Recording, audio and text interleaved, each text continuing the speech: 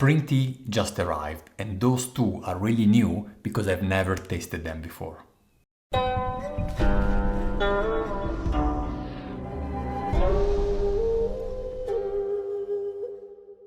This is Nannuoshan, I'm Gabriele, and today I am in hopefully good company. We have here two green teas, two types of green teas that I've never had before.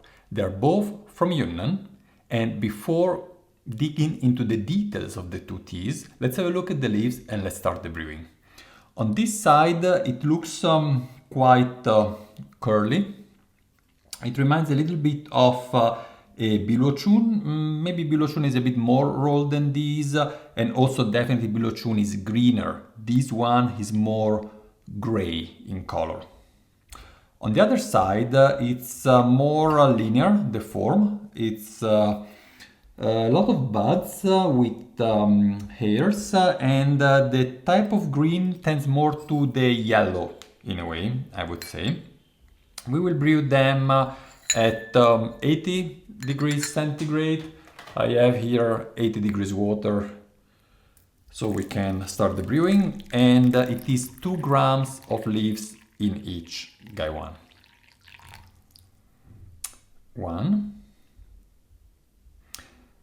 The reason I'm drinking these is to see if they are good candidates for the Nannuoshan shop. It's tea harvest season, just started, and so I'm getting new samples to try new teas. So I thought involving you a little bit in this process.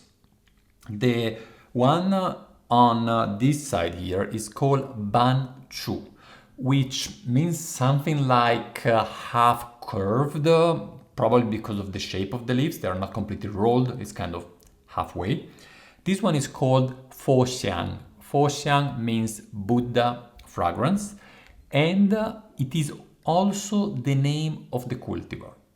They are both pre-Qingming, means that have been harvested well before the beginning of April. And let's see how they taste. The interesting thing about Foshou is that is a cultivar that was developed in Yunnan, and the fact that they gave the tea the same name of the cultivar, it means that it's almost like the cultivar was meant to be used for this type of tea. So it is a green tea cultivar, a cultivar developed for green tea. In Yunnan there are quite a lot of different cultivars. People always refer to Yunnan in general as Daiyezhong, large leaf varieties, but there is a strong tendency in Yunnan as well to develop new cultivar and categorize them independently, whether they are Daiyezhong or Xiaoyezhong, small leaf variety. In terms of color, well, I would say similar. Maybe this one here, the Foshou, a little bit lighter. Let's smell the wet leaves.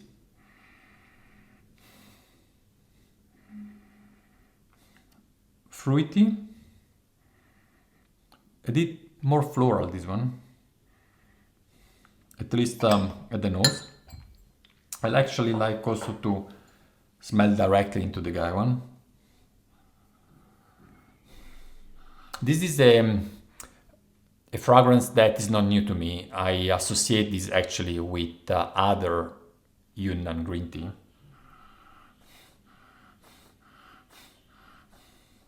Relatively complex. I have now also a floral note that comes through as the leaves cools down.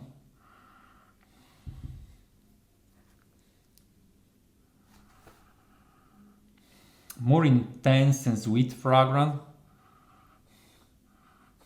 Definitely more floral.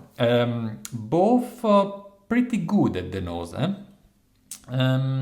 Sometimes you can already tell by the fragrance that is not really as expected.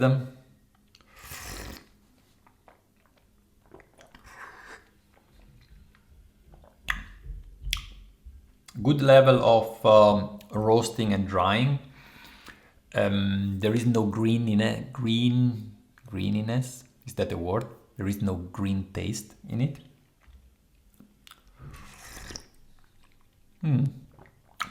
That's better. I mean, the first one is good. I like it. It's a good tea. But if you taste this one after the second, after the first, the Foshan, after the Banchu, it's like more of a explosion in your mouth. Yeah, it's like, oh, there is the difference. There is something more there. Let's do the other way around.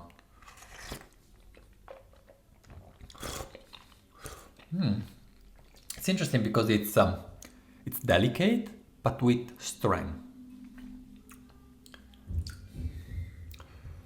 and it remains a good level of freshness in the mouth.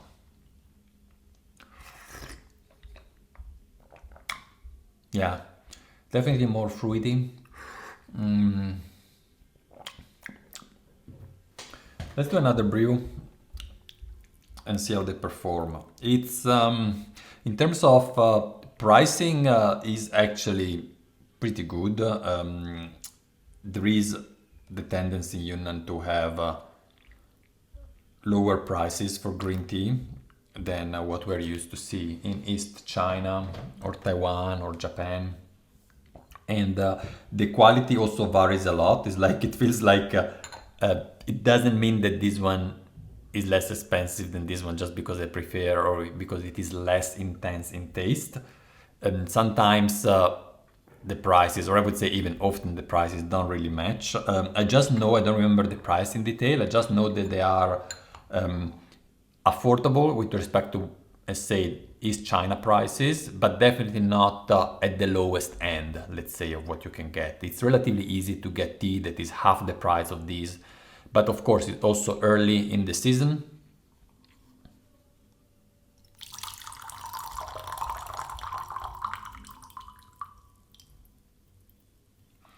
Let's see how they perform in a second brew. I think that the first brew, when you first wet the leaves, it brings out let's say, the superficial taste compound of the leaves. And sometimes when you do the second, third, fourth brew, they are much more closer together than what you have experienced in that very first brew. That's certainly true for shampooer, which at the end is a green tea, and also true for green tea. So when you have in a tea very floral notes, a clear high aromatics, it's always better to go through one or two additional brew before you make up your mind. So if you are able to taste these before you buy them, certainly worth doing that. It gained strength, pretty much, a little bit of bitterness as well. Not here.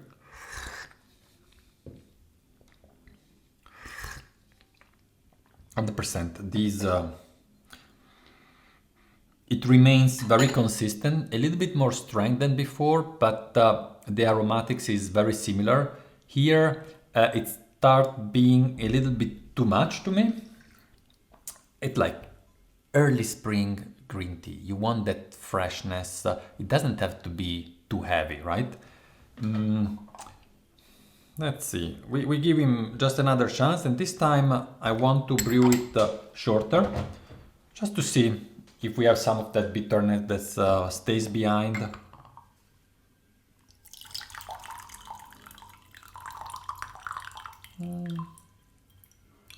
Very pale color. Let's see.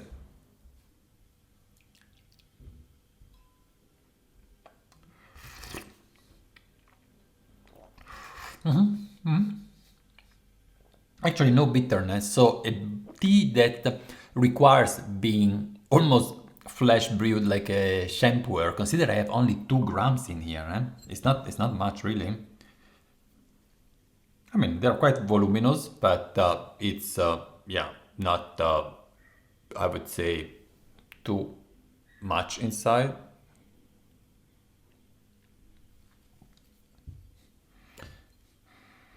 Let's have a look also at the other leaves. Actually, unfurled, they are very similar in size. These are darker. They were paler in the dry form.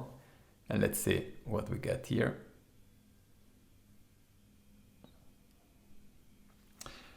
All right, so yeah, a tea that requires a little bit of attention when brewing. Let's warm up a little bit the water. One last check. So maybe also a suggestion to you. We have already noticed a direction, right? And this is starting getting a little bit too bitter. Let's challenge the other tea to see if it get any closer to this. So I will brew it at higher temperature intentionally.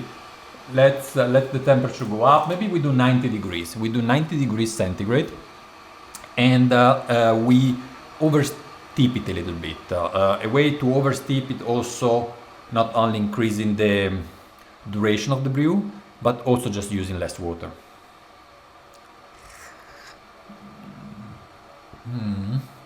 Oh, I like it. I think many of you will like it. I consider this also a good step to approach shampooer. It has a certain Yunnan taste. So if you're not so much into Sheng, you find it too aggressive, it may come over time, the time you will like it. And this is already bringing a classic green tea closer to Sheng. All right, we have 90 degrees water. I will use all the leaves. And we do just a little bit of water, not much. And we see what comes out of it. If this tea passes this test, I would consider purchasing it. It's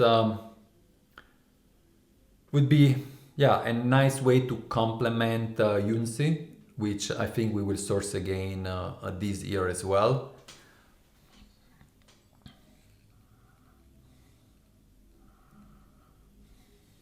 That's enough. Let's have a look at the leaves. Well, the pluck is good. They are relatively large. Might be a Dayajong. Very soft leaves.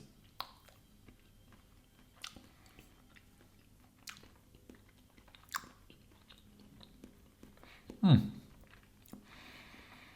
have to say that the taste of the leaves is even less bitter than that second brew I had.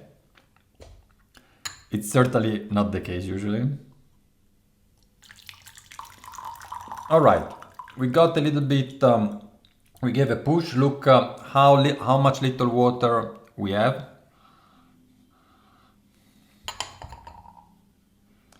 And let's see how a sort of power steep green tea tastes.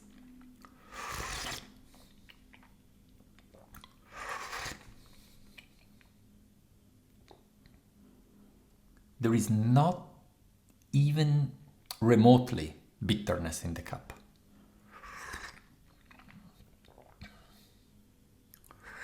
That's impressive. I think I'll go for the Foshou. And you will hear from me very soon, probably next Friday. Bye guys.